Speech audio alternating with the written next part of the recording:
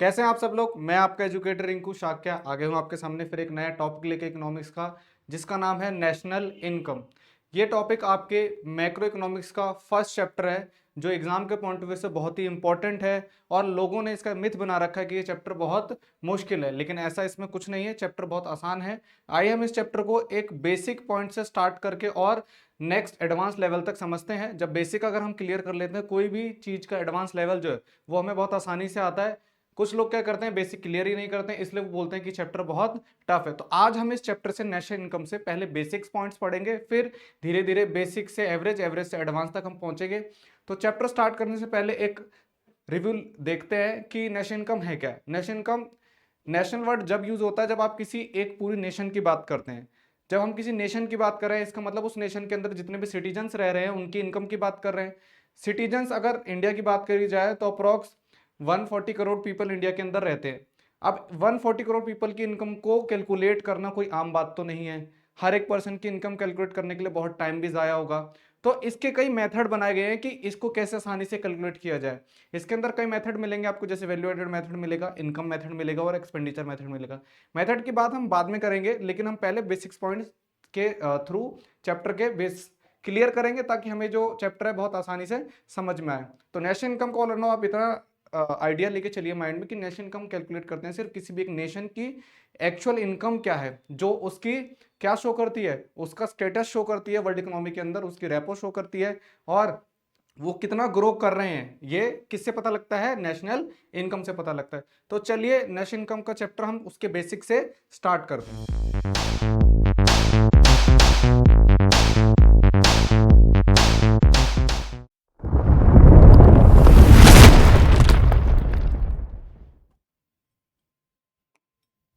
देखिए, अगर आप हमारी वीडियोस पर पहली बार आ रहे हैं तो आप क्या कर सकते हैं, अगर हमारी वीडियो पर डायरेक्ट कनेक्ट होना चाहते हैं तो आप इसका स्क्रीनशॉट ले लीजिए और इसको किसी भी क्यूआर से स्कैन करिए, चाहे फोन पे से, चाहे गूगल पे से, या आप कोई भी अदर जो भी ऑनलाइन ऐप यूज करते हैं स्कैनिंग का, वो यूज करिए तो आप डायरेक्ट हमारे चैनल मुफ्त शिक्षा पर पहुंच जाएंगे। और अगर कोई भी आपका फ्रेंड है जो फाइनेंशियली बहुत वीक है, जो स्टडी का एक्सपेंस बियर नहीं कर सकता, तो आप इसका स्क्रीनशॉट ले लीजिए क्यूआर का और आपके फ्रेंड्स के साथ शेयर कर दीजिए।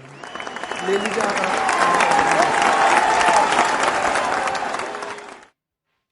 अगर आपका एक शेयर किसी की जिंदगी बदल सकता है, तो आपके एक शेयर में आपका 1 रुपए भी खर्च नहीं होने वाला है। तो आप क्या करिए, इसका स्क्रीनशॉट लीजिए और जहां तक पॉसिबल है इसको शेयर करिए। क्या पता कोई नीडी पर्सन हो जिसको एजुकेशन की बहुत ज्यादा जरूरत है, उस तक ये पहुंच सके। तो चलिए चैप्टर स्टार्ट करते हैं। बहुत शानदार रिंकू सर जी। देखिए, आज हम पढ़ने वाले हैं national income and related aggregate. Related aggregate के अंदर हम पढ़ेंगे नेक्स्ट वीडियोस में, लेकिन आज हम पढ़ने वाले हैं क्या, बेसिक पढ़ने वाले हैं। कई बुक के अंदर ये नेशनल इनकम और रिलेटेड एग्रीगेट दो चैप्टर बना रखे हैं, बट अगर यूनिट वाइज देखा जाए तो नेशनल इनकम और रिलेटेड एग्रीगेट एक ही यूनिट के अंदर कॉन्सेप्ट इंक्लूडेड होते हैं। तो हम इसको एक ही यूनिट लेके चलेंगे हमारी वीडियोस के अंदर। तो देखिए, पहले जो पॉइंट्स आपको रिमेंबर रखने हैं, पॉइंट टू रिमेंबर, ये बेसिक्स हैं। अगर ये आपको याद रहते हैं तो आपको नेशनल इनकम के क्वेश्चन करने में इतनी आसानी होने वाली है कि आप उन लोगों से मिलेंगे जो कहते हैं नेशनल इनकम बहुत मुश्किल है। आप कहने वाले आप पहले जाइए और बेसिक सीख के आइए। चलिए देखिए, पहला बेसिक है कंजम्पशन गुड्स। पहले ना कंजम्पशन समझते हैं, फिर गुड्स तो आप समझ ही जाएंगे। अगर आप इकोनॉमिक्स के स्टूडेंट है तो गुड्स को जानते ही हैं, लेकिन फिर भी मैं आपको एक्सप्लेन कर दूं। कंजम्पशन क्या होता है? Consumption is a process.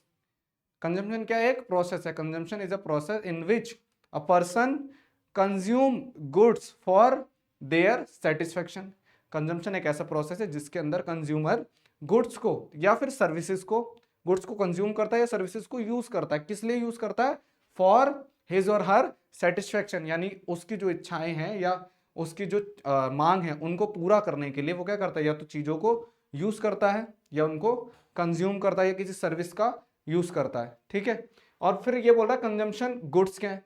तो कंजम्पशन प्रोसेस में जिस गुड्स को यूज किया जा रहा है, जैसे जिस गुड्स का कंज्यूम किया जा रहा है या जिस सर्विस को यूज किया जा रहा है, वो सर्विस क्या है? गुड्स है उसके अंदर। अब यहाँ पे सर्विस पर्टिकुलरली नहीं लिखा, लेकिन सर्विस भी इसके अंदर ही इंक्लूड है, तो इसको बोलेंगे कंजम्पशन गुड्स। देखिए डेफिनेशन देखते हैं, जो एनसीईआरटी या सीबीएसई में गिवन डेफिनेशन है आपकी, वो है आपकी those final goods which are used by the consumer to satisfy human wants बोल रहा है ऐसे गुड्स जो कंज्यूमर के द्वारा यूज किए जाते हैं, किस लिए यूज किए जाते हैं? टू सेटिस्फाई कंज्यूमर वांट्स या ह्यूमन वांट्स, उनकी खुद की इच्छाओं को सेटिस्फाई करने के लिए, वो भी डायरेक्टली। ऐसा नहीं है कि कोई और खरीद के लाया और कोई और यूज कर रहा है, जो बंदा यूज कर रहा है डायरेक्ट उसी को कंज्यूमर कहते हैं। तो जो डायरेक्टली उन चीजों को यूज कर रहा है उसी को सेटिस्फेक्शन मिलेगा। उसके बाद all goods and services purchase by consumers are consumer goods, और इसमें साफ साफ ये भी कह दिया कि जो चीजें कंज्यूमर के द्वारा खरीदी जाती हैं वो क्या होती हैं? कंज्यूमर गुड्स होती हैं। तो कंज्यूमर जो चीजें खरीद के लाया और जिनका वो यूज कर रहा है, यूटिलाइज कर रहा है, उनको हम बोलते हैं कंजम्पशन गुड्स। और याद रहे कंजम्पशन गुड्स के अंदर वही गुड्स आते हैं जो फाइनल गुड्स होते हैं और डायरेक्टली कंज्यूमर द्वारा यूज किए जाते हैं। मेंशन किया गया क्वेश्चन के अंदर, those final goods which are used by consumers to satisfy human wants directly। ऐसे गुड्स जो फाइनल गुड्स हैं और कंज्यूमर के द्वारा यूज किए जा रहे हैं डायरेक्टली, क्या? उनकी वांट्स को सेटिस्फाई करने के लिए। और उसने फिर बताया भी, क्योंकि यहाँ पे लिखा है ना आपका कंज्यूमर, तो इसलिए बताया कि कंज्यूमर गुड्स कौन से होते हैं, डिफाइन भी क्या है, all goods and services purchased by consumer are consumer goods. जो भी सर्विसेज या गुड्स कंज्यूमर परचेज करता है उनको कंज्यूमर गुड्स कहते हैं। आपके लिए इसको रेज कर देते हैं, अगर आपको ये डेफिनेशन का स्क्रीनशॉट लेना है तो आप ले सकते हैं, ठीक है। चलिए नेक्स्ट क्वेश्चन देखिए। नेक्स्ट है आपका topic capital goods. Capital word जहां भी आता है तो आप एक ऑल एंड एवरेज आइडिया लगाइए कि कैपिटल वर्ड वहां यूज होता है जहां पे मनी का इन्वेस्टमेंट बहुत ज़्यादा क्वांटिटी में होता है, यानी कि जो चीज़ वैल्यूएबल होती है, जिसकी वैल्यू बहुत ज़्यादा होती है in terms of money, money के टर्म्स में। फॉर एग्जांपल अगर मैं पेन की बात कर रहा हूँ तो पेन 10 या 12 रुपए का, अगर वहीं मैं कार की बात कर रहा हूँ तो कार क्या है? लाखों की है। तो पेन एक कैपिटल गुड्स नहीं है, लेकिन कार एक कैपिटल गुड्स होगी क्योंकि उसके अंदर जो मनी है बहुत ज़्यादा इन्वेस्ट हुई है। अंडरस्टूड? या एक और एग्जाम्पल ले लेते हैं कि आप एक नोटबुक खरीद रहे हैं या फिर आप एक घर खरीद रहे हैं। नोटबुक 10 20 50 100 रुपए की और घर आप खरीद रहे हैं तो घर लाखों करोड़ों का होगा। तो जिसके अंदर मॉनेटरी वैल्यू यानी मनी वैल्यू बहुत ज़्यादा होती है या जिसके अंदर पैसा इन्वेस्ट किया जाता है वो क्या होता है? एक तरीके से कैपिटल गुड्स होता है। चलिए इसको डेफिनेशन के थ्रू देख लीजिए। Those final goods which are used for investment, ऐसे फाइनल गुड्स जो इन्वेस्टमेंट में यूज हो रहे हैं by the producers in production of goods and service. बोल रहा है ऐसे फाइनल गुड्स जिनको कौन यूज कर रहा है? प्रोड्यूसर यूज कर रहा है। किसके लिए यूज कर रहा है? प्रोडक्शन के लिए यूज कर रहा है, ठीक है। किसके प्रोडक्शन? गुड्स और सर्विस, यानी कि ऐसा गुड्स जिसको यूज करके आप और गुड्स और सर्विसेज बना रहे हो। फॉर एग्जाम्पल अगर मुझे ये पेन बनाना है तो पेन एक गुड्स है, लेकिन इस गुड को बनाने के लिए मुझे मशीन की जरूरत पड़ेगी। तो मशीन जो है जो इस पेन को बनाएगी वो मशीन कहलाएगी आपकी कैपिटल गुड, क्योंकि आप मशीन को खरीद के लाए, मशीन की वैल्यू बहुत ज़्यादा होती है, मॉनेटरी वैल्यू बहुत ज़्यादा होती है। आपने उस मशीन को खरीद के लाए यानी कि उसमें पैसा इन्वेस्ट किया। अब उस मशीन से आप दूसरा प्रोडक्ट और बना रहे हो, प्रोडक्शन कर रहे हो, यानी कि पेन बना रहे हो। तो आप एक ऐसा प्रोडक्ट जिसमें पैसा इन्वेस्ट कर रहे हो और उससे एक अनदर प्रोडक्ट बना रहे हो, तो जिसमें पैसा इन्वेस्ट किया गया वो आपका क्या है? Capital goods. तो यहाँ पे मेरे केस में पेन बनाने की मशीन क्या है? कैपिटल गुड है, ठीक है। नेक्स्ट देखो, these goods are of durable nature and they increases capital asset और प्रोड्यूसर। और ये जो कैपिटल गुड्स होते हैं जैसे मशीन होगी, ये ड्यूरेबल होते हैं, ये काफ़ी टाइम तक चलते हैं। ऐसा तो है नहीं मशीन आज लाए हैं और कल सड़ जाएगी, नहीं ना, मशीन चलेगी, रिपेयरिंग वगैरह होती रहती है, बात अलग है, लेकिन मशीन काफ़ी टाइम तक चलेगी। और ये क्या करती है? जो प्रोड्यूसर होता है उसके असेट्स को बढ़ाती है, क्योंकि मशीन अगर वो लाया है उसको यूज़ कर रहा है तो उसकी वैल्यू खत्म तो नहीं हुई है, वो वैल्यू उसके पास 10 लाख की अगर मशीन खरीदी है तो डेली यूज कर रहे हैं तो उसके असेट तो बढ़ रहे हैं, 10 लाख का असेट उसके बिजनेस में बढ़ गया, ठीक है। लिखा है ना, these goods are of durable nature and they increase capital asset of producer. जितने भी कैपिटल असेट होते हैं यानी कि जिसमें पैसा इन्वेस्ट किया है वो इंक्रीज होते हैं। देखो उसके बाद नेक्स्ट है फाइनल गुड्स। फाइनल गुड्स क्या है? फाइनल गुड्स को ऐसे समझो कि जो भी गुड्स प्रोडक्शन लाइन से बाहर हो गया, प्रोडक्शन लाइन से बाहर यानी कि अब उसके ऊपर काम करना बाकी नहीं है, वो रेडी है, यानी उसको अब डायरेक्ट क्या करना है? कंज्यूमर को पहुंचाना है, उसे फाइनल गुड्स बोलेंगे। अब उसके ऊपर कोई भी काम नहीं करना है। अब फॉर एग्जांपल अगर हम बोले कि हम शुगर केन लेके आए और शुगर केन से हमने क्या बनाया? शुगर केन से हमने बनाया शुगर। तो जब हम शुगर केन को लाए तो शुगर केन रॉ मटेरियल हमारा, और शुगर केन का रस निकाला, उसे उबाला, और जब भी प्रोसेस, जो भी केमिकल प्रोसेस होता उससे हमने शुगर बनाई। तो शुगर केन से लेकर शुगर बनने तक का प्रोसेस पीछे का जितना भी है वो अलग है, लेकिन जब वो शुगर बन गई, यानी कि जैसे प्रोडक्शन प्रोसेस से बाहर आई, हमारे हाथ में शुगर केन से सीधे ही शुगर के जो क्रिस्टल आए हैं, जो शुगर के क्रिस्टल है वो फाइनल गुड होगा, क्योंकि अब उस पर और कोई काम नहीं करना है। ठीक है, या दूसरा कोई एग्जांपल ले लो, एक एग्जांपल ले सकते हैं आप, जैसे कि फ्लोर लिया हमने, ठीक है, और फ्लोर से हमने बिस्किट बनाए, तो फ्लोर हमारा रॉ मटेरियल था, तो जब तक हम फ्लोर से डो बना रहे थे, उसकी बेकिंग कर रहे थे, बेकिंग करने के बाद जब वो बिस्किट बन गया, ठीक है, और उसको हमने बना के पैक कर दिया, ठीक है, तो जब ये बन के पैक हो गया, यानी कि अब इस पर कोई काम नहीं करना, तो जो पैकिंग में जो बिस्किट है वो हमारा फाइनल गुड्स होगा, क्योंकि वो रेडी टू सेल है।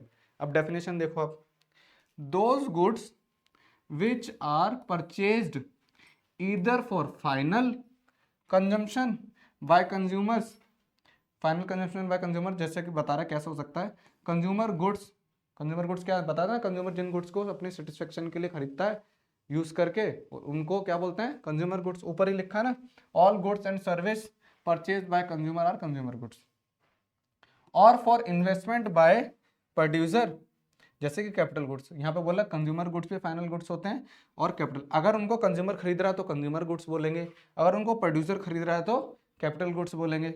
लेकिन याद रहे कि वो कैपिटल गुड्स ऐसे हैं जो इन्वेस्टमेंट के पर्पज से खरीदे गए।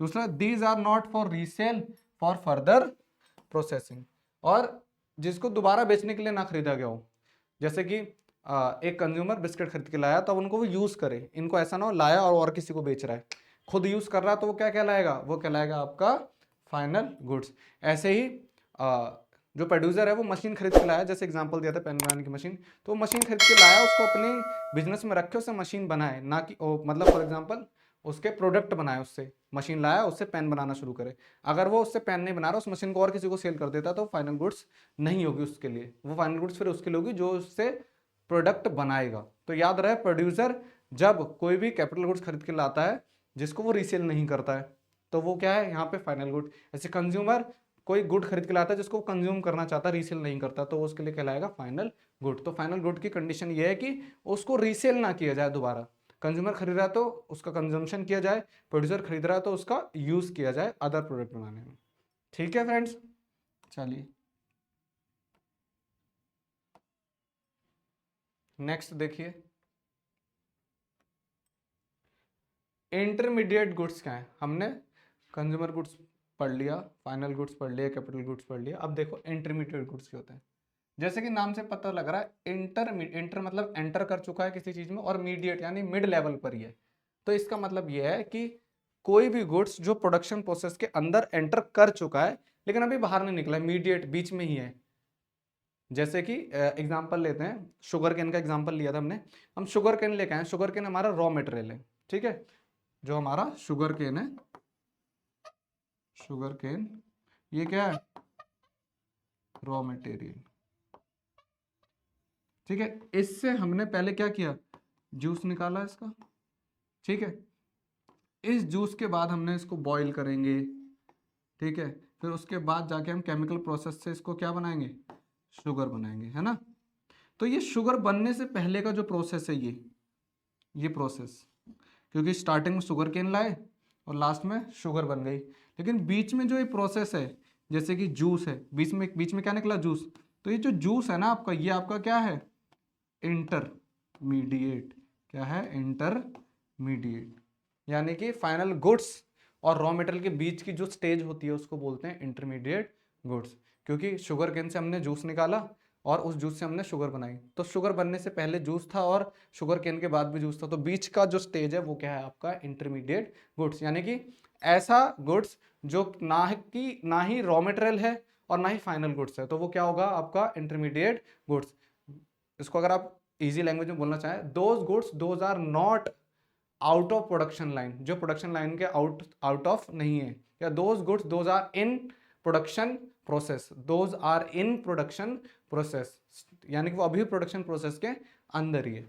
चलो डेफिनेशन के थ्रू देखो, those goods and services which are purchase for as raw material for further production, बोला ऐसे गुड्स और सर्विसेज जो खरीदे गए हैं और प्रोडक्शन करने के लिए, और for resale in the same year, और उसी साल के अंदर उनको रीसेल करना है, तो ऐसे गुड्स को बोल सकते हैं इंटरमीडिएट गुड्स। फॉर एग्जांपल जैसे मैंने पेन बनाने वाली मशीन बोला था, तो अगर पेन बनाने वाली मशीन मैंने खरीदी और इस मशीन को मैंने वापस किसी और को बेच दिया, तो जब मैंने खरीदी थी तो ये मेरे लिए इंटरमीडिएट गुड्स होता, अगर मैं इसको यूज़ करता तो मेरे लिए फाइनल गुड्स होता। तो कोई भी एक गुड्स फाइनल गुड भी हो सकता है और इंटरमीडिएट भी हो सकता है, डिपेंड किस पे करता है कि उसका यूज़ कैसे किया जा रहा है। अगर मैं कोई गुड अपने यूज़ के लिए ला रहा हूँ तो वो मेरे लिए फाइनल गुड्स होगा, और अगर मैं इसको यूज़ ना करके वापस रीसेल कर दे रहा हूँ तो ये मेरे लिए क्या होगा, इंटरमीडिएट गुड्स। देखो ये लिखा ना कि अगर दोबारा रीसेल करता है लेकिन सेम ईयर, उसी ईयर के अंदर। उसके बाद बोल रहा है these goods do not fulfil needs of Mankind directly, और ये ऐसे गुड्स होते हैं जो सीधे किसी भी इंसान की नीड्स फुलफिल नहीं करते हैं। फॉर एग्जांपल जैसे हमें इंसान को शुगर चाहिए और हमने शुगर केन से जूस बना के उसे कह दिया ये लो जी बना लो अपनी चीनी, तो वो नहीं बना सकता ना, उसको तो चीनी चाहिए। तो जूस से और चीनी, जहाँ पे चीनी की जरूरत है शुगर की जरूरत है, वहाँ जूस से काम तो चलने वाला नहीं है उसका। Services used by the producers are intermediate goods, बोला जो सर्विसेज प्रोड्यूसर यूज करता है वो इंटरमीडिएट गुड्स होते हैं। जैसे मशीन, ठीक है, मशीन अगर उसने क्या किया, खरीद के लाया और रीसेल कर दी, तो ये क्या कर रहा है, इसको यूज कर रहा है प्रोड्यूसर, ठीक है। तो प्रोड्यूसर ने रीसेल करी तो इसका मतलब है क्या, इसके लिए इंटरमीडिएट गुड्स है। और फॉर एग्जांपल शुगर केन खरीद के लाया, अब शुगर केन से उसने जूस निकाला है, तो वो जूस प्रोड्यूसर के लिए क्या है, इंटरमीडिएट गुड्स है, क्योंकि उसको प्रोड्यूसर यूज कर रहा है, उसको और कोई यूज नहीं कर रहा। उस जूस से दोबारा शुगर कौन बनाएगा, प्रोड्यूसर बनाएगा। Services used by firms, mechanics, chartered accountants, raw material etcetera, ये एग्जांपल दे रहा है। बोला services used by producer are intermediate goods, example services of lawyer used by mechanic firms, mechanic, chartered accountant और raw material, ये example दे रहे हैं। ये सब ये सर्विसेज हैं, इन सर्विसेज को क्या बोलते हैं, इंटरमीडिएट सर्विसेज बोलते हैं, क्योंकि ये कंपनी के प्रोडक्शन प्रोसेस के अंदर ही होते हैं, इनके बिना भी कंपनी का काम क्लियर नहीं होता। तो ये सारे सर्विसेज क्या है, इंटरमीडिएट सर्विसेज है। उसके बाद देखो इन्वेस्टमेंट क्या है, अगर इजी लैंग्वेज में समझे, इन्वेस्टमेंट एक किसी भी नॉर्मल बंदे से पूछेंगे तो वो बोलेगा कि किसी चीज़ में पैसा लगाना इन्वेस्टमेंट होता है, लेकिन ये तो नॉर्मल लैंग्वेज हो गई। लेकिन इन्वेस्टमेंट की क्यों जाती है, इन्वेस्टमेंट की जाती है कुछ रिटर्न के पर्पज से, कि आपको उससे कुछ रिटर्न मिलेगा। आप किसी भी चीज़ में पैसा अगर लगाते हैं तो आपसे उसकी अपेक्षा यही रहती है कि उससे आपको रिटर्न मिले। लेकिन इकोनॉमिक्स की लैंग्वेज में अगर आप देखें तो इन्वेस्टमेंट क्या है, डेफिनेशन के थ्रू देखो, value of addition made to the physical stock. अब फिजिकल स्टॉक क्या है, फिजिकल स्टॉक का मतलब है कंपनी के अंदर जितने भी एसेट पड़े हुए हैं, ठीक है, वो होते हैं physical stock. Of capital during a period of time, बोल रहा है वैल्यू ऑफ एडिशन, यानी कि वैल्यू जोड़ना, बढ़ाना वैल्यू किसकी, फिजिकल स्टॉक की। फिजिकल स्टॉक की वैल्यू कैसे बढ़ेगी, एक और स्टॉक खरीद के लाओगे तभी ना। हम बोलते हैं कि हमारी कंपनी का जो असेट है वो मशीन है, 10 मशीनें थी, ठीक है, हमारे पास कितनी थी, 10 मशीनें। अभी कैसे बढ़ेगा, मैं एक और मशीन खरीद लूं जब भी बढ़ेगा ना। तो पहले से फिजिकल स्टॉक इतना था, हमने एक और खरीद लिया, तो हमने क्या करा, एक और खरीद के क्या कर दिया, इन्वेस्टमेंट कर दी, ठीक है। तो यानी कि कैपिटल गुड्स खरीदना, ठीक है, प्रोडक्शन प्रोसेस में यूज करने के लिए, तो वो क्या कहलाएगा, एक तरीके से आपका इन्वेस्टमेंट कहलाएगा। Is called investment, it is also called capital formation, इसको कैपिटल फॉर्मेशन भी कहते हैं, क्योंकि कंपनी की कैपिटल बढ़ रही है ना, 10 मशीनें थी अब 11 मशीनें हो गई, एक और मशीन ले। तो इन्वेस्टमेंट क्या है, investment is a value addition made the physical good, physical goods की वैल्यू एडिट करना, यानी उन्हें बढ़ाना, क्या कहलाता है आपका, during capital year, capital year की बात हो रही है, ठीक है। फाइनेंशियल ईयर जो होता है आपका, फाइनेंशियल ईयर कब से लगता है, फाइनेंशियल ईयर लगता है आपका 1 अप्रैल से लेके 31 मार्च तक। तो 1 अप्रैल से 31 मार्च के बीच में अगर आप कोई भी कैपिटल गुड्स खरीदते हैं जिससे कि कंपनी के फिजिकल कैपिटल बढ़ती है, तो उसको हम बोलेंगे इन्वेस्टमेंट, ठीक है। स्वाइप करते हैं, चलो नेक्स्ट देखो, नेक्स्ट है आपका टॉपिक डेप्रिसिएशन। डेप्रिसिएशन क्या है, अगर इसको बहुत ही आसान लैंग्वेज में अगर देखें, किसी को पूछें तो लोग कहते हैं डेप्रिसिएशन का मतलब है किसी भी असेट की वैल्यू कम हो जाना। अब किसी भी एसेट की वैल्यू कैसे कम हो जाएगी, फॉर एग्जांपल आपने एक कार खरीदी, आपने कार खरीदी 20 लाख रुपए की, तो अगर आपने वो 20 लाख रुपए की कार आज खरीदी है, आज की डेट 21, ठीक है, 21 पे अगर आपने कार खरीदी है, तो 1 साल बाद क्या वो कार की वैल्यू वही रहेगी मार्केट में, तो आपका जवाब होगा नहीं, क्योंकि वो तो पुरानी हो चुकी है।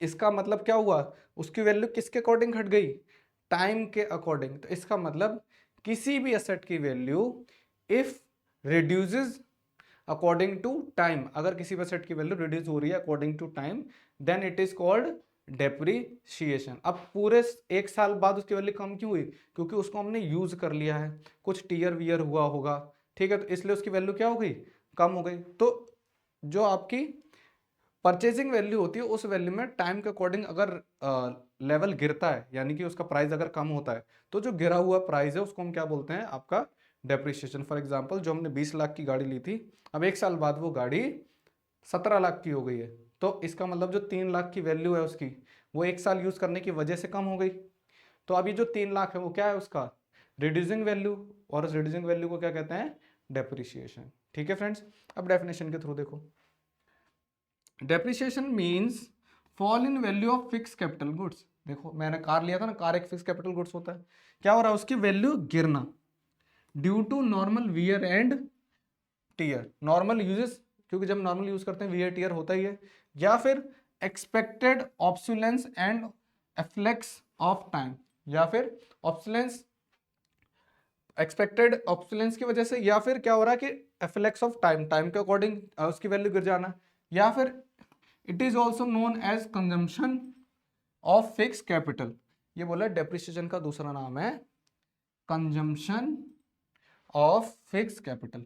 नाम से देखो कंजम्पशन कर रहे हैं आप किसकी, फिक्स कैपिटल की। जब गाड़ी हम लाए थे 20 लाख रुपए की थी, अब हमने उसको एक साल यूज करा, तब उसकी वैल्यू कम हो गई, तो हमने उसको यूज कर लिया ना, उसका वियर टीयर भी हो गया, इसलिए उसकी वैल्यू कम हो गई। तो जब हम किसी कैपिटल गुड्स को यूज कर लेते हैं, तो इसका मतलब उसकी वैल्यू कम होने के बाद क्या हुआ है, डेप्रिसिएशन लग गया उस पर।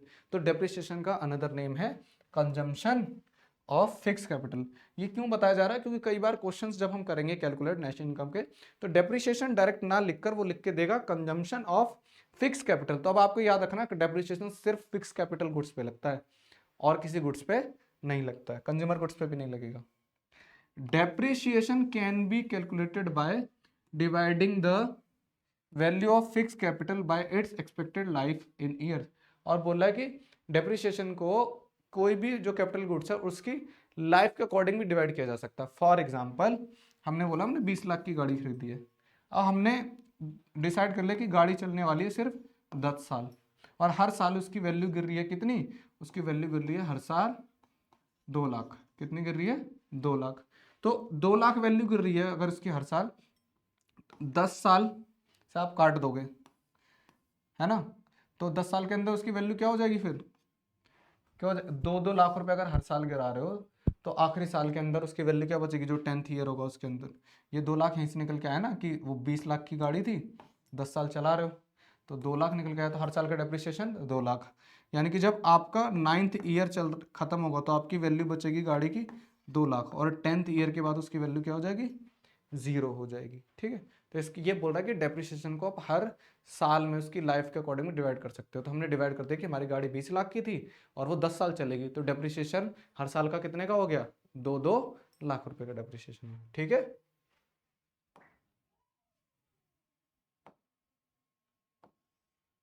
चलो देखो नेक्स्ट,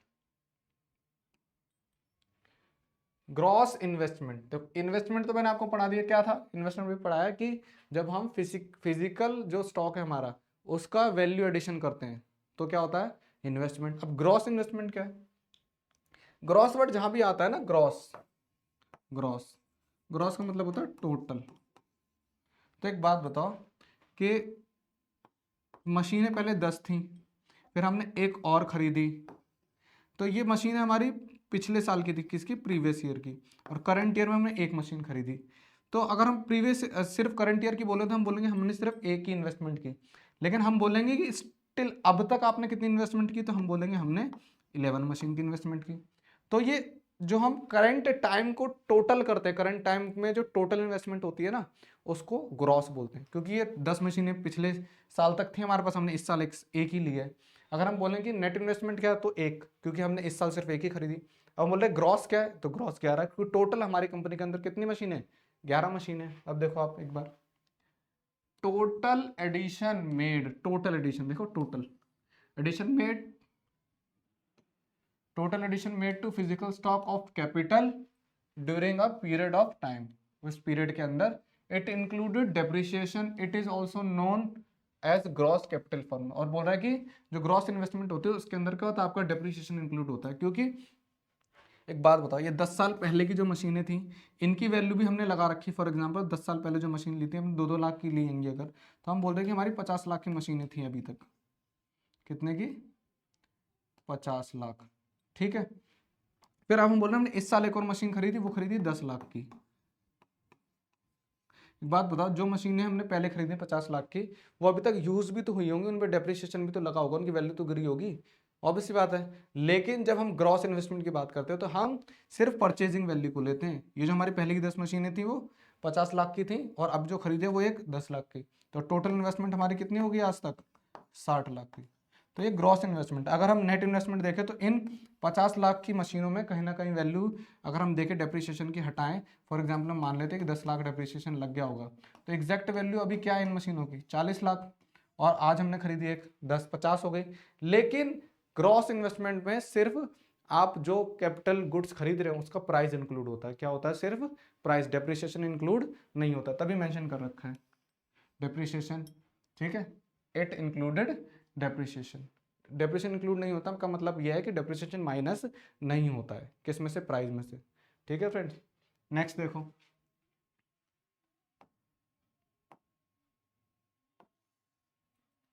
इसके बाद बोल रहा है नेट इन्वेस्टमेंट। नेट इन्वेस्टमेंट क्या है?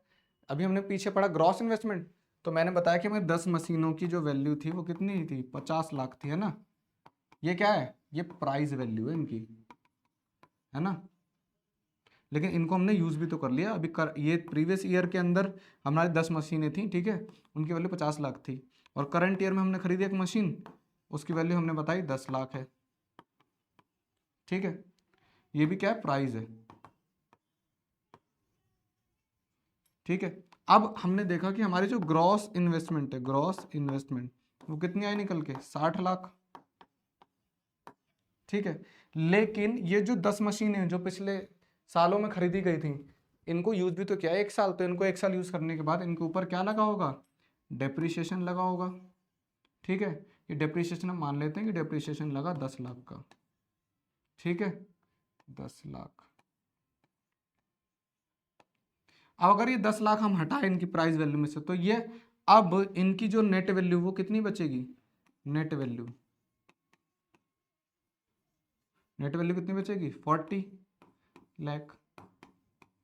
तो ये जो 40 लाख है ना, ये आपका नेट इन्वेस्टमेंट है, कि जो आपने जिस प्राइस पे आपने खरीदी थी मशीन, उसमें से उसके बाद उसको आपने 1 साल तक यूज करा, तो यूज करने के बाद जो उसकी वैल्यू कम हो गई है, यानी जो डेप्रिसिएशन लग गया, उसके बाद जो वैल्यू है उसकी करंट वैल्यू, वो होती है उसकी नेट वैल्यू, जिसको बोलते हैं नेट इन्वेस्टमेंट। आप ये मान के चलो।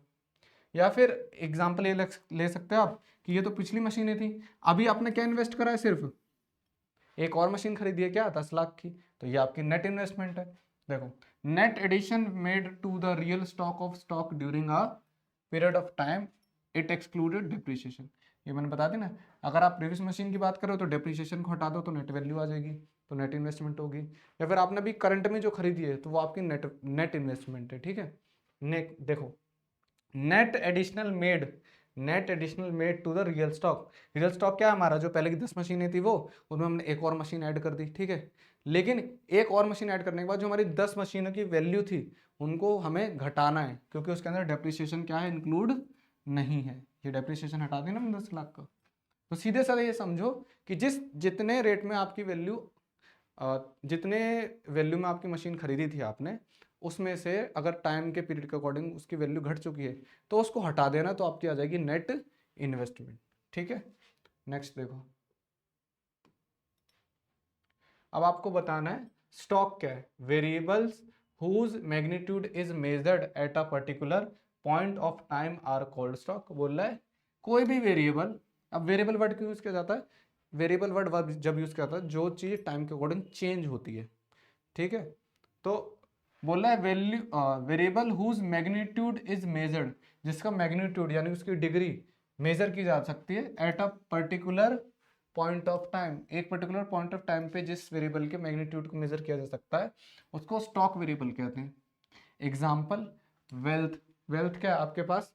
कितना पैसा है। तो एक पर्टिकुलर पीरियड जैसे 1 अप्रैल से 31 मार्च के बीच आपके पास कितना पैसा था, इसको मेजर किया जा सकता है। तो ये आपकी वेल्थ क्या है, आपके लिए क्या है, स्टॉक वेरिएबल एक तरीके का। दूसरा बोल रहा है एसेट, आपके पास कितने मशीन थी 1 अप्रैल से लेकर 31 मार्च तक, इनको भी मेजर किया जा सकता है। तो एसेट भी क्या आपका स्टॉक वेरिएबल है। मनी को किया जा सकता है, इन्वेंट्री को किया जा सकता है मेजर। तो a stock variable is nothing but an accumulated sum of flows. बोला है स्टॉक जो कुछ नहीं है, बस क्या है, एक्यूमुलेटेड। एक्यूमुलेटेड जो आपके पास है क्या है, सम ऑफ फ्लोज, जो चीजें बार बार यूज करते हो आप। स्टॉक फॉर एग्जांपल मनी आप पूरे साल यूज करोगे, तो उसके एक पर्टिकुलर टाइम में आपके पास जो थी वो स्टॉक हो गया। एसेट आप पूरे साल यूज करोगे तो वो आपके पास फ्लो है ना, इन आउट हो रहा है। इन्वेंट्री इन आउट हो रही है। तो इन सबको जब आप पूरे साल यूज करोगे तो एक पर्टिकुलर टाइम देखा, जैसे कि 1 अप्रैल से 31 मार्च एक पर्टिकुलर टाइम है, इसके बीच अगर इनका मेजर किया जाए, टोटल किया जाए, तो ये क्या कहलाता है, स्टॉक वेरिएबल कहलाता है। ठीक है, चलिए नेक्स्ट देखिए, स्वाइप।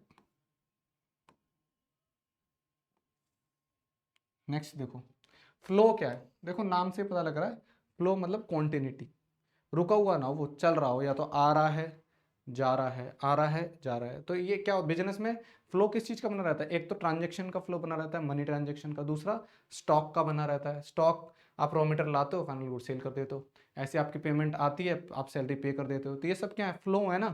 तो देखो variable whose magnitude is measured, ये वेरिएबल वर्ड वहां यूज होगा जहां पे भी चीजों में चेंज आ रहे हैं। अब पेमेंट में तो चेंज आते हैं, स्टॉक के इन आउट में भी चेंज आते हैं, तो वेरिएबल वर्ड यूज होगा।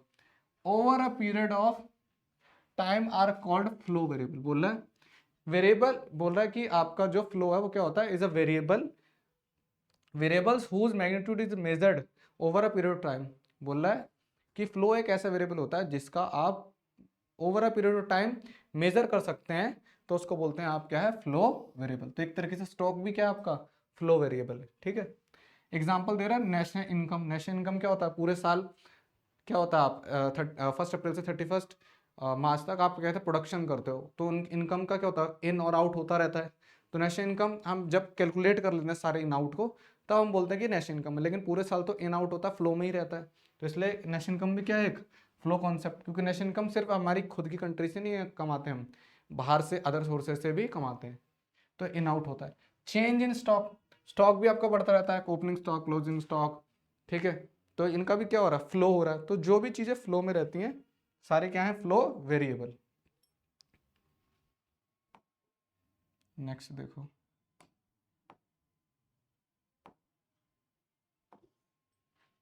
नेक्स्ट बोल रहा है आपका circular flow of income. Circular flow क्या है, सर्कुलर का मतलब सीधी सी बात होगी, सर्कल बन रहा होगा कोई भैया ऐसे, है ना।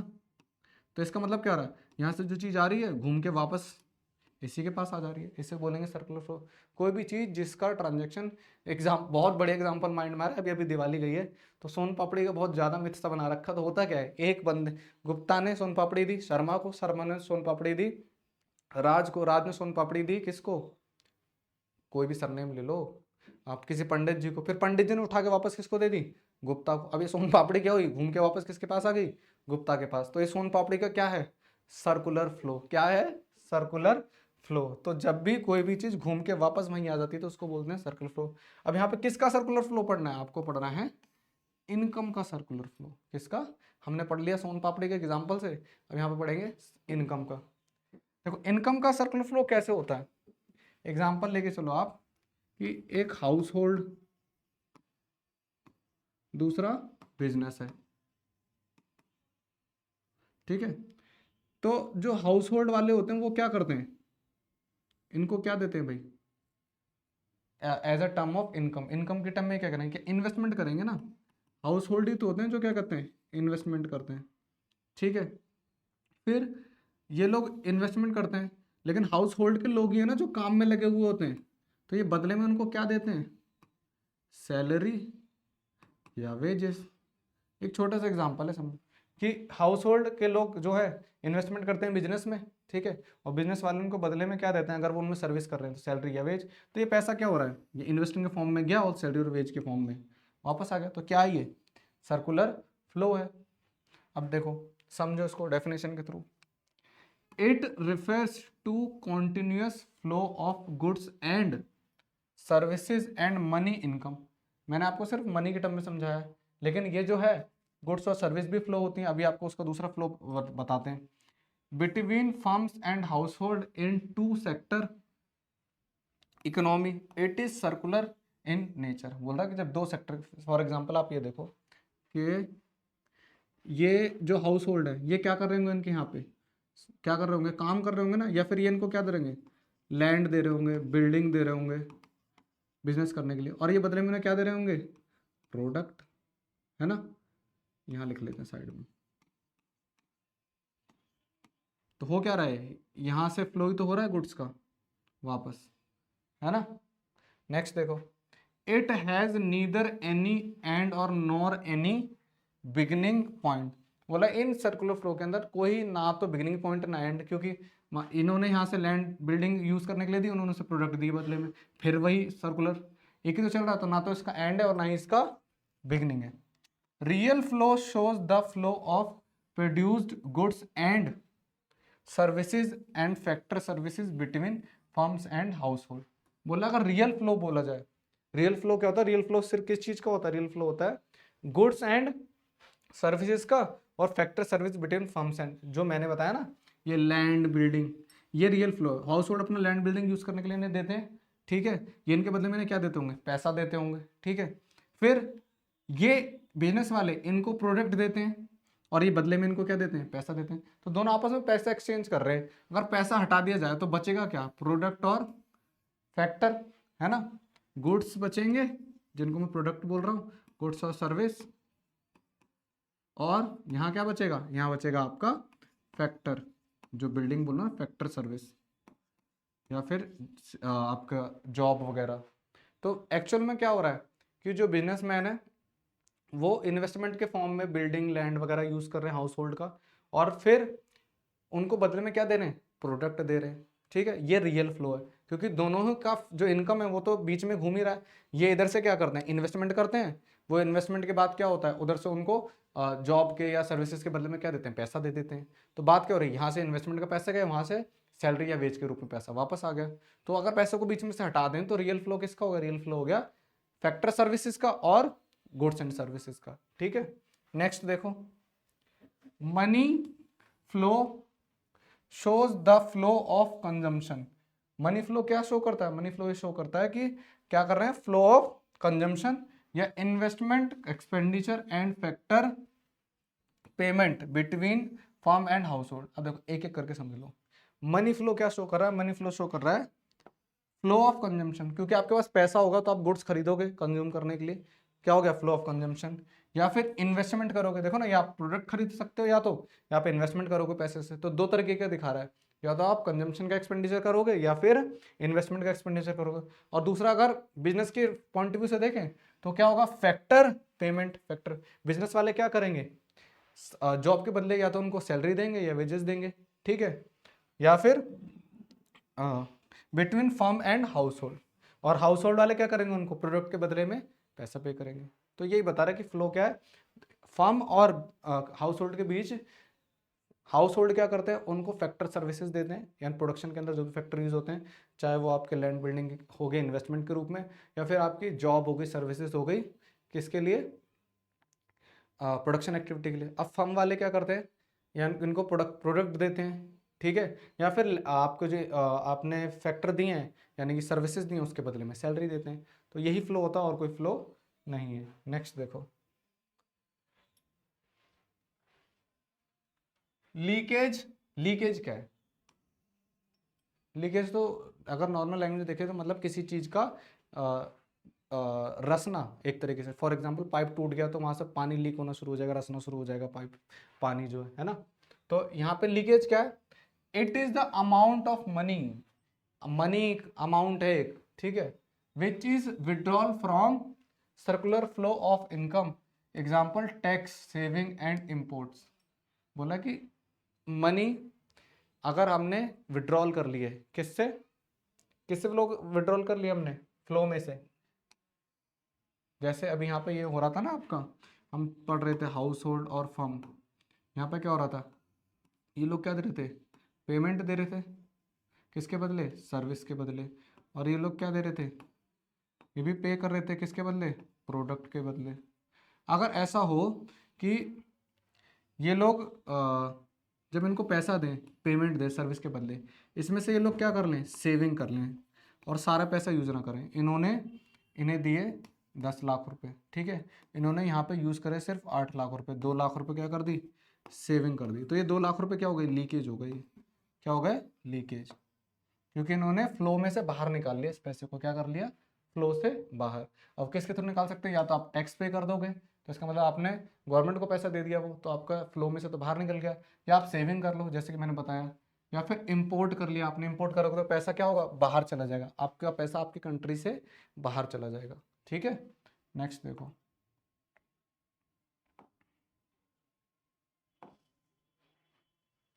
नेक्स्ट बोला आपका इंजेक्शन। इंजेक्शन क्या है, ये वो डॉक्टर लगाता है वो वाला इंजेक्शन नहीं है, इकोनॉमिक्स की लैंग्वेज है। देखो, it is the amount of money which is added to the circular flow of income. Example, government expenditure, investment and export. जैसे कि आपने ऊपर पढ़ा ना, आपने ऊपर क्या पढ़ा था, लीकेज, ऐसे उसका अपोजिट है इंजेक्शन, कि जब इकोनॉमी के अंदर सर्कुलर फ्लो ऑफ इनकम कम हो जाता है तो गवर्नमेंट क्या करती है, उस फ्लो को बढ़ाने के लिए खुद से पैसा खर्च करना शुरू करती है। ठीक है, लिखा ना गवर्नमेंट एक्सपेंडिचर, तो गवर्नमेंट पैसा खर्च करेगी तो वो पैसा कहाँ आएगा, मार्केट में आएगा, या फिर इन्वेस्टमेंट करेगी, या एक्सपोर्ट, गुड्स को बाहर भेजेंगे, जब गुड्स को बाहर भेजेंगे तो बाहर से पैसा आएगा। तो ये क्या है, सर्कुलर फ्लो के अंदर पैसे को ऐड करना क्या है आपका इंजेक्शन, और पैसे को बाहर निकाल लेना क्या है, क्या है, लीकेज। नेक्स्ट देखो, इकोनॉमिक टेरिटरीज। इकोनॉमिक टेरिटरी कैसी होती है भाई, एक टेरिटरी तो ये है ना जो हमारे बॉर्डर हैं सारे, वो हमारी क्या है, टेरिटरी। लेकिन ये इकोनॉमिक टेरिटरी बोल रहा है। लैंड टेरिटरी तो हमें पता है कहाँ तक हमारा लैंड एरिया, लेकिन इकोनॉमिक टेरिटरी क्या है, इकोनॉमिक टेरिटरी को आप ऐसे समझो जहाँ तक आप बिजनेस कर सकते हो, उस टेरिटरी को इकोनॉमिक टेरिटरी बोलेंगे। लेकिन आप इकोनॉमिक की लैंग्वेज के थ्रू अगर देखो तो इकोनॉमिक और डोमेस्टिक दोनों बोल सकते हो आप, इकोनॉमिक भी बोल सकते हो और डोमेस्टिक भी बोल सकते हो। डोमेस्टिक वर्ड यूज किया जाता है अपने खुद के नेशन के लिए। Territory is the geographical territory administrated by the government within which person goods and capital circulate freely। बोला है ऐसी टेरिटरी, ऐसी जियोग्राफिकल टेरिटरी जो गवर्नमेंट ने डिसाइड की है, किस लिए, आपके गुड्स और सर्विस को फ्रीली मूव करने के लिए। लेकिन ये डिसाइड करेगा कौन, गवर्नमेंट, सेंट्रल गवर्नमेंट ने जितनी लैंड एरिया डिसाइड किया है जहाँ पे आपके गुड्स और सर्विसेज फ्रीली मूव हो सकते हैं, वो आपकी क्या कहलाती है, इकोनॉमिक टेरिटरी। देखो एक बार, economic territory is the geographical territory. Economic territory geographical territory यानी कि लैंड एरिया है जितना भी, या वाटर एरिया, मतलब जहाँ तक पहुँचा जा सकता है। एडमिनिस्ट्रेटेड बाय गवर्नमेंट, किसने डिसाइड किया इसको, गवर्नमेंट ने डिसाइड किया है। किसके लिए किया है, with government with in which person goods and capital circulate. इंसान, गुड्स और सर्विस तीनों इजीली मूव कर सके जिस एरिया के अंदर, वो ऐसा एरिया क्या कहलाता है, इकोनॉमिक टेरिटरी। और वो डिसाइड कौन करता है, गवर्नमेंट करती है। चलो देखो, उसके बाद बोल रहा है scope of economic territory. Economic territory की स्कोप क्या है, यानी कि इकोनॉमिक टेरिटरी कहाँ तक है। हम इंडिया की इकोनॉमिक टेरिटरी की बात करें तो कहाँ तक है, देखो पहला देखें तो political frontier including terrestrial water and air space. अगर टेरिटरी देखें तो उसके अंदर आपका वाटर्स और एयर स्पेस भी इंक्लूड है। वाटर का जो एरिया है यानी कि जो हमारे सीज हैं उसका एरिया, और एयर स्पेस जो हम प्लेन्स वगैरह यूज कर रहे हैं वो भी हमारे किसके अंदर इंक्लूड होता है, इकोनॉमिक टेरिटरी के अंदर, क्योंकि हम एक्सपोर्ट इंपोर्ट भी करते हैं ना। उसके बाद embassies, consulates, military base etcetera located abroad. और जो हमारे खुद की कंट्री के एम्बेसीज हो गए, कंसल्टेंट या मिलिट्री हो गए जो दूसरी कंट्री में लोकेटेड है, वो भी हमारी किसके अंदर आते हैं, हमारी इकोनॉमिक टेरिटरी के अंदर आते हैं, क्योंकि वो हमारी कंट्री का ही काम कर रहे हैं ना। उनका जो इकोनॉमिक इंटरेस्ट है वो कहाँ है, हमारी कंट्री में, बस उनकी बिल्डिंग दूसरी कंट्री के अंदर है। Ship and aircraft operated by the resident between 2 और मोर कंट्रीज। और शिप हो गया, एयरक्राफ्ट हो गया, जो हमारे खुद के यहाँ के रेजिडेंट द्वारा मेंटेन किया जा रहा है, तो वो भी हमारा किसके अंदर है, इकोनॉमिक टेरिटरी के अंदर। Fishing vessels, oil and natural gases rigs operated by the resident in the international water. और इंटरनेशनल वाटर बॉडीज के अंदर अगर हमारे खुद के कोई रेजिडेंट किसको मेंटेन कर रहा है या किसको ऑपरेट कर रहा है, फिशिंग वेसल्स या ऑयल या नेचुरल गैसेज रिग्स, ऑपरेट कर रहा है, तो इसको बोलेंगे कि वो जो एरिया जहाँ पे वो काम कर रहा है वो एरिया किसके अंदर आएगा, हमारे इकोनॉमिक टेरिटरी के अंदर आएगा। ठीक है, चलिए नेक्स्ट देखिए। Normal resident of a country, normal resident कौन होता है कंट्री का, जो यहाँ कंट्री में रह रहा है वो नॉर्मल रेजिडेंट हुआ ना। सही बात है, जो यहाँ पे रह रहा है, जिसमें मान लो कोई आया बाहर से और यहाँ रहने लग गया तो क्या हो गया, वो नॉर्मल रेजिडेंट। नहीं, ऐसा नहीं हो सकता, तो कोई भी आ जाएगा फिर। Normal resident of a country is a person और एन इंस्टीट्यूशन हु, इंस्टीट्यूशन क्यों यूज किया जाता है, क्योंकि कोई बिजनेस भी है जो बाहर से आया है, तो वो अगर ज़्यादा टाइम तक यहाँ रहता है तो उसको भी क्या होता है, एक तरीके से क्या मिलता है, स्टेटस मिलता है रेजिडेंट का। इज अ पर्सन और a institution who normally resides in a country and who centre of economic interest lies in that. देखो इकोनॉमिक इंटरेस्ट का ना मतलब समझ लो पहले। इकोनॉमिक इंटरेस्ट का मतलब है कि ऐसा ऐसा पर्सन इंस्टीट्यूट जो उसी कंट्री में ही इनकम स्पेंड कर रहा हो और टैक्स पे कर रहा हो, उसी कंट्री को, जिस कंट्री को वो टैक्स पे कर रहा है ना, इसका मतलब उसका इनकम इंटरेस्ट, उसका इकोनॉमिक इंटरेस्ट वहीं पे है। ठीक है, तो ये बोल रहा है कि कोई भी पर्सन या कोई भी इंस्टीट्यूट जो एक कंट्री में रह रहा है और उसका economic centre of economic interest क्या है, वही कंट्री है, तो वहाँ का नॉर्मल रेजिडेंट बोला है, सिटीजन नहीं बोला है। कंफ्यूजन मत क्रिएट करना। देखो सिटीजन वो होता है जिसको सिटीजनशिप मिलती है, जैसे कि इंडिया के अंदर सिटीजनशिप के लिए पहले क्या होता था, वोटर आईडी कार्ड होता था, लेकिन आज के टाइम में क्या है, आधार कार्ड है। तो जिसके पास आधार कार्ड होगा वो यहाँ का सिटीजन होगा। अब ऐसा तो जरूरी नहीं है जो कोई बाहर से आके यहाँ रह रहा है तो उसको यहाँ का आधार कार्ड भी मिलेगा, नहीं। कोई अगर बाहर से आके रह रहा है और बिजनेस कर रहा है और टैक्स हमारी गवर्नमेंट को पे कर रहा है, तो इसका मतलब ये नहीं है कि वो यहाँ का सिटीजन भी हो गया या उसको वोट देने का अधिकार होगा, ऐसा नहीं होगा। देखो नेक्स्ट आगे क्या बोल रहा है, फैक्टर इनकम क्या है।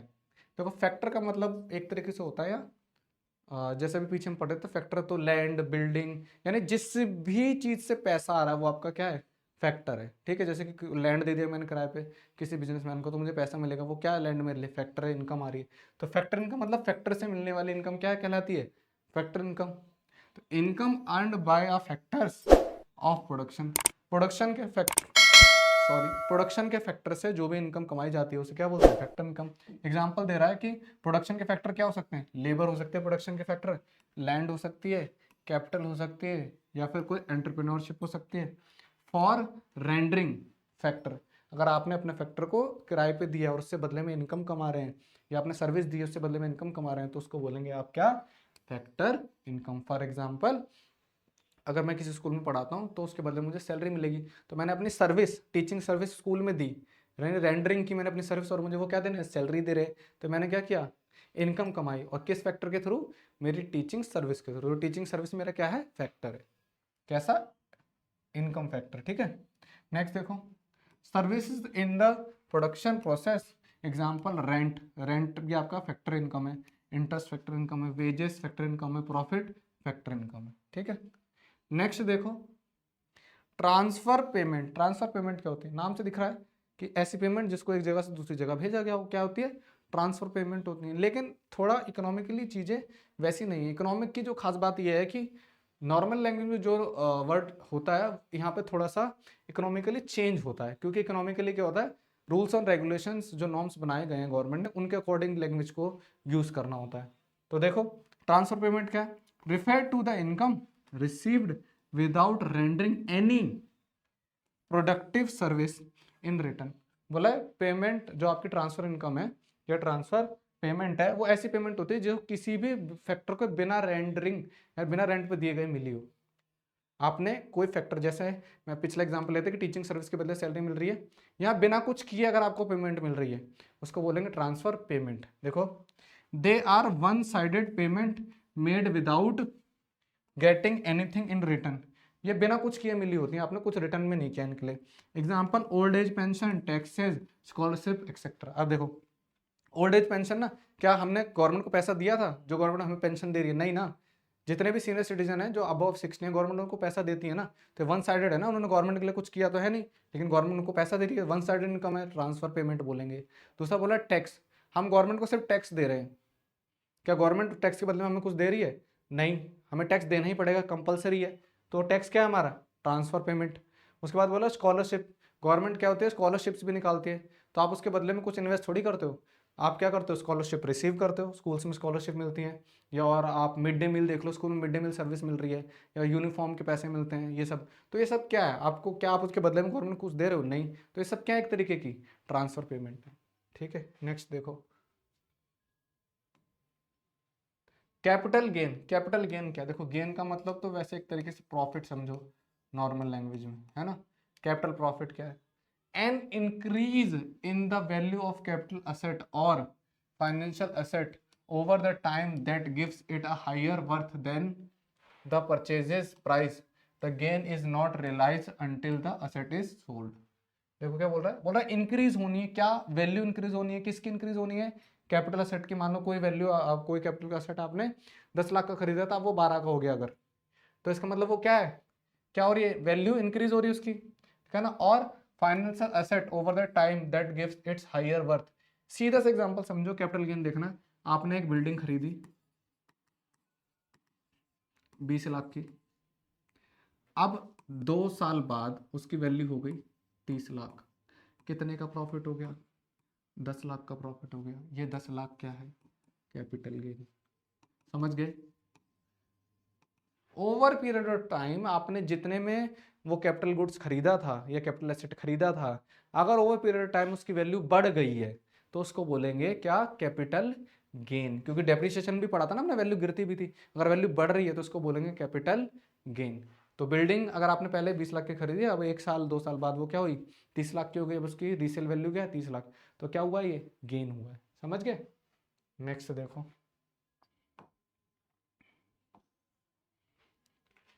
Compensation of employees. Compensation of employees क्या है, देखो कंपनसेशन का मतलब होता है पेमेंट देना, ठीक है, किसी भी सर्विस के बदले, किसी भी सर्विस के फैक्टर के बदले। लेकिन कंपनसेशन वर्ड जब यूज किया था, जब हम पेमेंट एम्प्लॉयज को देते हैं, ठीक है। ये कंपनसेशन वर्ड किसी भी ओनर के लिए यूज नहीं किया जाएगा, जैसे कंपनसेशन टू ओनर, एम्प्लॉयज के लिए यूज किया, यानी कि एम्प्लॉयज को जो पेमेंट दी जाती है उन्हें क्या बोलते हैं, कंपनसेशन। देखो पेमेंट टू लेबर, देखा लेबर कौन आता है, एम्प्लॉय होता है। Payment to labour factor, for example employ and worker, in cash और kind for providing factor service. उनको पेमेंट या तो कैश में देना है, काइंड मतलब कोई चीज दे देना बदले में, ठीक है। किस लिए, प्रोवाइडिंग फैक्टर सर्विस, क्योंकि उसने अपनी लेबर ने अपनी सर्विसेज दी, उसके बदले में उसको मिल रहा है ये। During the production of goods and service, production activity के अंदर किसी लेबर ने अपनी सर्विस दी, उसके बदले में उसको पैसे मिल रहे हैं या कोई चीज मिल रही है, तो उसको क्या बोलेंगे हम, उसको बोलेंगे compensation of employ. It includes, बोल रहा है इसके अंदर क्या क्या आता है, सैलरी आती है, वेजेस आते हैं, बोनस आता है, पेंशन आती है, contribution by employer in social security scheme, जिसको पीएफ भी बोलने लगे हैं आजकल ना। तो पीएफ वगैरह ये सब किसके अंदर आता है, कंपनसेशन ऑफ एम्प्लॉयज। यानी कि अपने सर्विस के बदले में जो भी मिल रहा है वर्कर को या एम्प्लॉय को, तो वो सब किसका पार्ट होता है, कंपनसेशन ऑफ एम्प्लॉयज। या इवन दिवाली पे जो बोनस मिलता है वो भी कंपनसेशन ऑफ एम्प्लॉय होता है। कोई एहसान नहीं करता है जो कंपनी का मालिक है वर्कर को बोनस देके, बोनस उसका हक है। एक्ट में भी लिखा गया कि साल में एक बार बोनस प्रोवाइड करना ही पड़ेगा, ये लेबर एक्ट के अंदर लिखा हुआ है, ठीक है। नेक्स्ट देखो,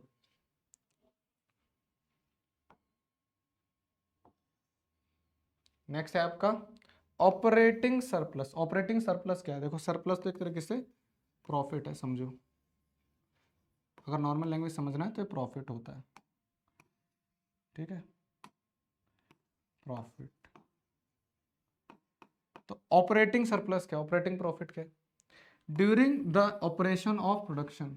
देखो ऑपरेटिंग वर्ड प्रोडक्शन से रिलेटेड होता है। During the operation of production money left after the payment of compensation और employees is called operating surplus. It is the sum of rent, interest and profit. ये क्या बोल रहा है कि प्रोडक्शन ऑपरेशन के बाद, प्रोडक्शन ऑपरेशन के प्रोसेस के अंदर जब हम क्या कर देते हैं, एम्प्लॉयज को अगर पे कर देते हैं, उसके बाद जो भी बचता है उसको हम क्या बोलते हैं, उसको बोलते हैं हम ऑपरेटिंग सरप्लस। अबे कैसे आता है, ये आता है आपका रेंट से, इंटरेस्ट से या फिर प्रॉफिट से, क्योंकि हमने गुड्स वगैरह बना लिए, उनको सेल करेंगे, अब सेल करके पैसा आएगा, या हमने इन्वेस्टमेंट कर रखी उससे इंटरेस्ट आएगा, हाँ ठीक है, या हमने कोई चीज़ रेंट पे दे रखी है उससे रेंट आएगा। तो जितना भी पैसा आएगा उसके बाद हम एम्प्लॉयज़ को अगर पे कर देते हैं, उसके बाद जो भी पैसा बचेगा वो क्या होगा, हमारा ऑपरेटिंग सरप्लस। और ऑपरेटिंग सरप्लस में क्या क्या आता है? रेंट आता है, इंटरेस्ट आता है और प्रॉफिट आता है। ठीक है, नेक्स्ट देखो, नेक्स्ट बोल रहा है सब्सिडीज। सब्सिडी क्या होता है? सब्सिडी आप ऐसे समझो जैसे कि बहुत, अरे सीधा से एग्जाम्पल लो, अभी कुछ पेंडेमिक से पहले, जब कोरोना आया था उससे पहले गवर्नमेंट ने हमें सर्विस दे रखी थी कि आप सिलेंडर को खरीदो। सिलेंडर आपका समथिंग 1000 रुपये का था, ठीक है, आप 1000 रुपये का खरीदो और आपको वापस अकाउंट में पैसे मिलेंगे। यानी कि सिलेंडर का प्राइस तो 1000 रुपये ही है, लेकिन गवर्नमेंट ऐसा आपको एक बोलते हैं ना सर्विस, हेल्प हेल्प कर रही है एक तरीके से। तो गवर्नमेंट जो चीज़ आपको हेल्प के रूप में देती है वो सब्सिडी है। क्या है जो गवर्नमेंट आपको हेल्प के रूप में दे रही है वो क्या है?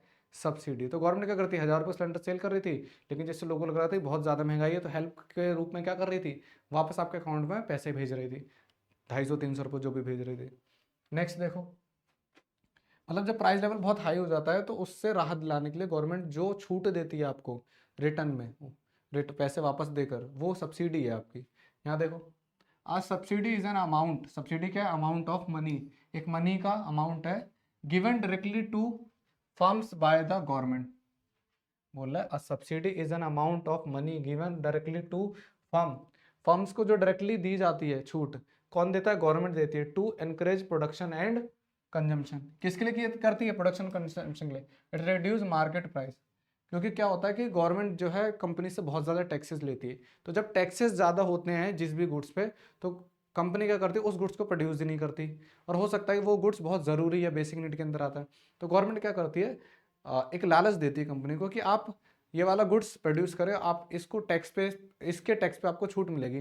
तो फर्म तभी उस गुड्स को प्रोड्यूस करती है जब उसके ऊपर से टैक्स में छूट मिलती है। फॉर एग्जांपल, किसी गुड्स के ऊपर 10% टैक्स है, गुड्स ए के ऊपर 10% टैक्स है, तो अगर गवर्नमेंट बोलती है कि आप इस गुड्स को प्रोड्यूस करते हो तो आपको 5% की सब्सिडी मिलेगी, तो फिर फर्म क्या करेगी? उसी गुड्स को प्रोड्यूस करेगी, क्योंकि उस पर टैक्स में छूट मिल रही है। 5% छूट मिल गई, 10% देना पड़ता था, अब 5% ही देना पड़ेगा। ठीक है, नेक्स्ट देखिए, value of output. Value of output क्या है? आउटपुट का मतलब है प्रोडक्शन से बाहर जो चीज़ है उसकी वैल्यू, समझ में आया? प्रोडक्शन से बाहर यानी कि फाइनल गुड्स। तो ये फाइनल गुड्स की वैल्यू की बात कर रहा है। फाइनल गुड को क्या करते हैं? सेल करते हैं। तो सेल ऑफ गुड्स से जो वैल्यू निकल के आई वो क्या होती है? एक तरीके से आउटपुट। यहाँ देखो, market value of all goods and services, ये सर्विस आएगा, produced by an enterprises during an accounting year. बोला है मार्केट वैल्यू। मार्केट वैल्यू क्या होती है? सेल वैल्यू को मार्केट वैल्यू कहते हैं। ठीक है, तो मार्केट वैल्यू गुड्स और सर्विस की कब की? जो उसने पूरे साल में जितने भी गुड्स सर्विस बनाए हैं उनकी अगर मार्केट वैल्यू है, वो क्या है? वैल्यू ऑफ आउटपुट है। ठीक है, अब वैल्यू ऑफ आउटपुट निकालते कैसे? देखो, वैल्यू ऑफ आउटपुट अगर निकाले, क्योंकि होता क्या है कि सारे प्रोडक्ट सेल नहीं होते, मैंने बोला जो प्रोडक्ट सेल होने के लिए तैयार हैं, तो सारे तो सेल होंगे नहीं, तो जो सेल हो गए उनका प्राइस, और जो बचे हैं, चेंज इन स्टॉक मतलब होता है ओपनिंग स्टॉक आपका, उसमें से क्लोजिंग स्टॉक, इसका बैलेंस कर देते हैं तो आता है आपका चेंज इन स्टॉक। यानी कि ओपनिंग में कितना था आपका स्टॉक और क्लोजिंग में कितना है, तो ओपनिंग में ज़्यादा होगा, क्लोजिंग में कम होगा, तो जितना सेल होगा उसके बाद जो बचा हुआ है वो क्या हमारा? अभी भी तो हमारे बिजनेस में ही है ना वो, लेकिन वो रेडी है सेल होने को, तो उसकी कुछ वैल्यू तो होगी। तो सेल और चेंज इन स्टॉक को अगर हम ऐड करें तो हमें मिलता है वैल्यू ऑफ आउटपुट। हमारे पास जो आउटपुट बचा, जो सेल हो गया वो है हमारा आउटपुट, और जो बचा वो भी हमारा आउटपुट ही है, उनकी वैल्यू को ऐड करते हैं तो क्या कहलाता है? Value of output. नेक्स्ट देखो, वैल्यू एडेड क्या है? वैल्यू एडेड जैसे कि नाम से पता लग रहा है किसी एक चीज की वैल्यू जो ऐड होती जा रही है किसी भी प्रोसेस की वजह से, है ना? तो अब देखते हैं इसको। It is the difference between value of output of a firm and value of intermediate goods bought from the other firm during a particular period of time. अब बोला है तो value of output, value of output क्या होती है? जो चीज product cell तैयार हो चुका सेल होने के लिए, है ना, उसको वैल्यू ऑफ आउटपुट बोलते हैं। अब बोला उसमें से आपने जो उसको बनाने प्रोडक्ट यूज करा उसकी वैल्यू को अगर हटा दे तो वो क्या होता है? Value added. फॉर एग्जाम्पल कि चीनी जो है 50 रुपये kg बिक रही है, और शुगर केन हम लाए थे कितने का? 10 रुपये kg। kg में तो आता नहीं शुगर, आप ये मान लो कि 10 रुपये, ये हटाओ, दूसरा एग्जाम्पल लेते हैं चलो।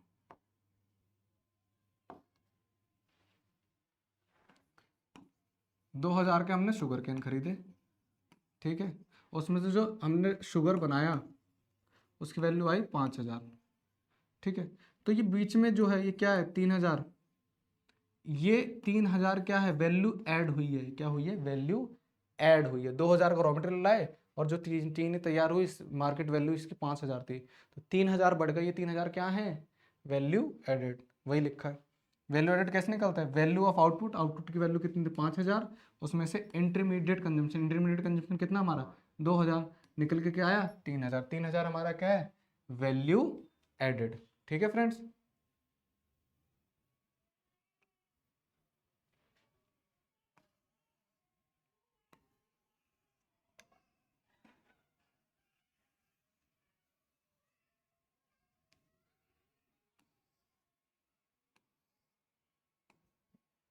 नेक्स्ट कहाँ है,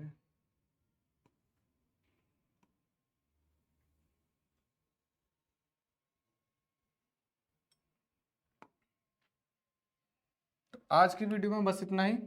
अगर आप हमारे चैनल पे स्टडी कर रहे हैं तो आपको डाउट तो आते होंगे, क्योंकि जो बच्चा स्टडी करता है उसको डाउट आते ही है।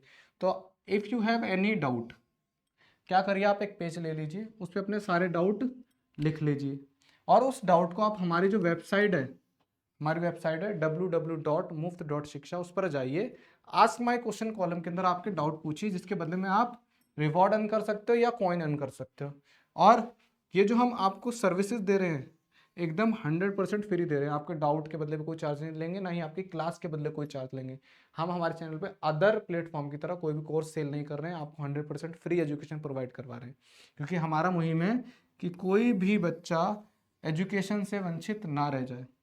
और हम कोशिश कर रहे हैं कि हमारी वेबसाइट पे 100+ सब्जेक्ट प्रोवाइड किए जाए, ताकि कोई भी बच्चा किसी भी सब्जेक्ट में कहीं पे भी ना अटके।